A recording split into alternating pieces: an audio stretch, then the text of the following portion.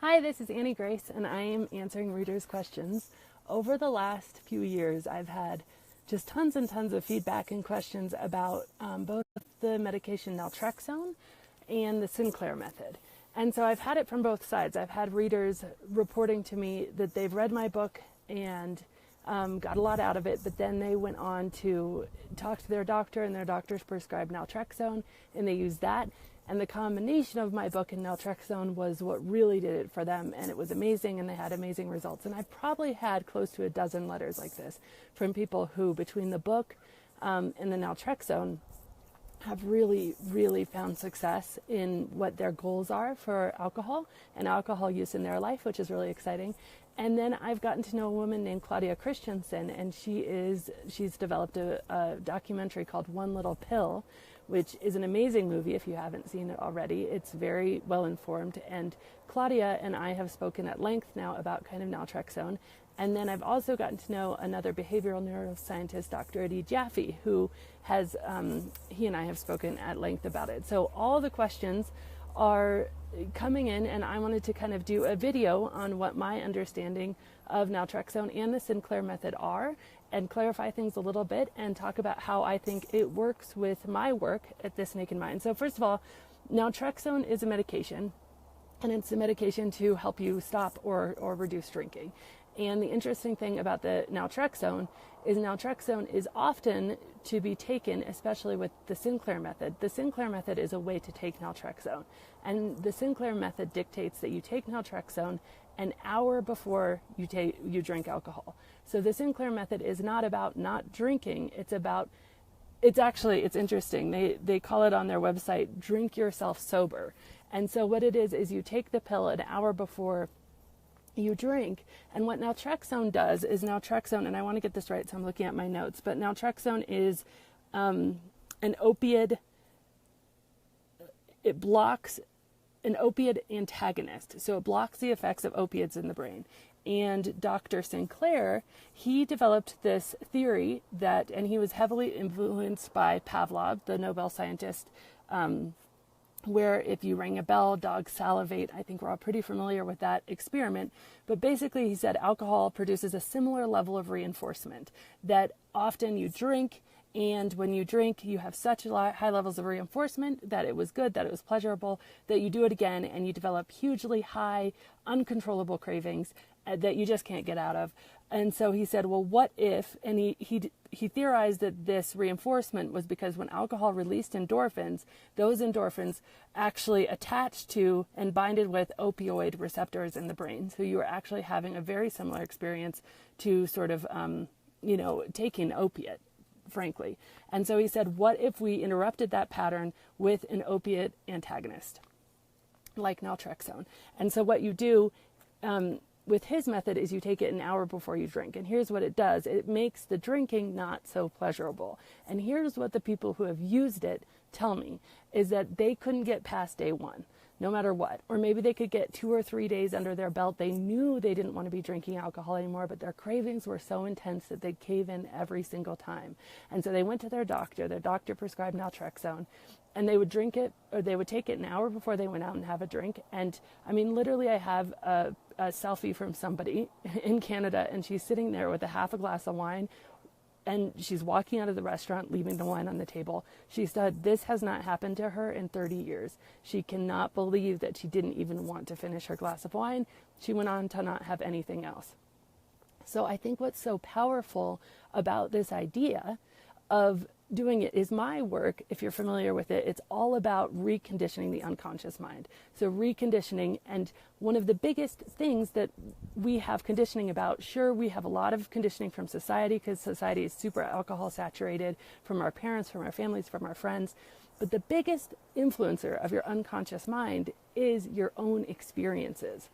And so no matter how much you understand everything on paper, you read the entire book, you understand everything, but if you're having a huge craving, you're going out to dinner all night, you're trying so hard not to have that drink, but all night you're thinking about that glass of wine, there's no way that you're going to enjoy that dinner, because that craving is so intense.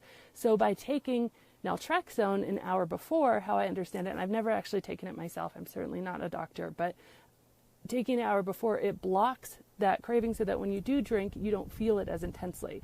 And from my perspective and seeing the success some of my readers have had, this is interesting because it allows you to experience then an evening without alcohol. But it's very different experiencing an evening without alcohol where you don't feel the sense of deprivation, where you don't entertain the belief that, oh, if only I was drinking this evening would be so much better, so much more fun. When you're existing in that space, I remember for me, whenever I had to be the designated driver, I would go into these evenings being like, oh, well, I know I'm not going to have fun. What's the point? Everybody else is having fun. This sucks. And so I wouldn't have fun. And sure enough, it would be absolutely miserable for me. But if you were able to go into an evening saying, okay, I'm going to take this, I'm going to order myself a glass of wine, I'm going to see where it goes, then you actually experience the evening. That woman drank half a glass of wine through her whole evening. She had an amazing evening with half a glass of wine, which is basically sober. And she went on to establish this amazing file of information in her brain saying, wow, I went out to dinner with some of my closest friends, had a great time, and I wasn't drunk.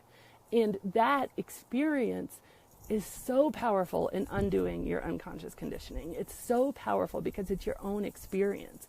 And so what they say on the website of you drink yourself sober is you take this an hour before you drink it, all sorts of things from New Year's Eve parties to weddings.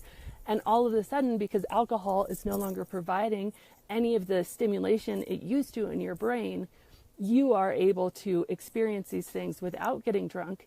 And you're developing this huge database of your personal experiences, which can really overcome the conditioning that you have in your mind. Because there's only so much you can do, so far you can go without your personal experiences. And what I did, it took a year, but after I stopped drinking, every single new experience I had, I was certainly nervous to go into it. Okay, it's the first wedding, how's this going to be? But I knew I wasn't going to drink. I made that decision for myself. Full stop. I was going to just see, it was an experiment. I was going to see how it went. And because drinking wasn't an option in my mind, I wasn't feeling deprived. I was like, maybe it would be more fun. But once I built that experience, I was like, oh, I had so much fun. It wouldn't have been more fun. And I look at the wedding that I went to most recently. I said, I would have been drunk. That wouldn't have been fun at all. I would have been hungover the next day. And I developed this experience that, in fact, I had so much more fun without drinking.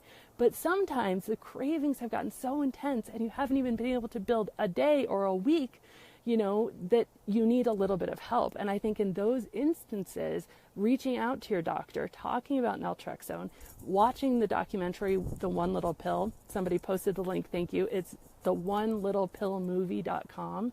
Watching that documentary can get you past those first few days so that you can start to undo your unconscious conditioning through your real life experiences of going out and experiencing things without being drunk. Now, there's certainly side effects. We won't go into them here.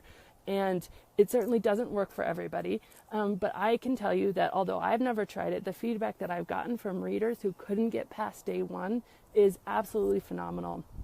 And some of them still drink on occasion, and they just are very, very sure you always have to take that pill before you drink, no matter what, because if not, you'll go back to where you were. And then others they did exactly what it says on the website. They drank themselves sober. So they had a few of those experiences where they'd go out, they'd take the pill. Alcohol wouldn't be interesting to them, but it allowed them to build this bank of their own experience without being drunk. And that really, really helped them overcome what they were overcoming. So I see that there's other questions about other medication. I don't know, but I will research it. And I thank you for being here. And again, if you have any questions, please send them my way. I'd love to answer your questions. And I think, while I don't have personal experience with it, certainly what people have said is there is an instance, and it definitely seems like a time and place where naltrexone is really helping people regain peace and control in their relationship with alcohol, no matter what that means to them. And that is really the goal. So thank you very much. This has been Annie Grace with This Naked Mind podcast. Thank you so much for listening. You can learn more at thisnakedmind.com.